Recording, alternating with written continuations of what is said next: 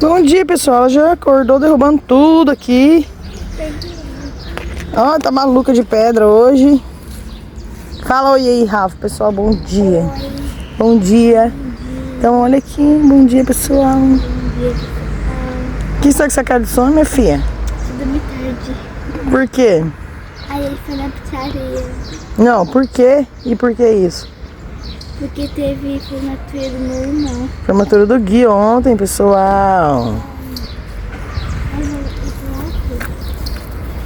Hoje ela tá cansada, com sono, né, Rafa? Ô, Rafa, olha aqui. Cansada hoje, com sono? Hã?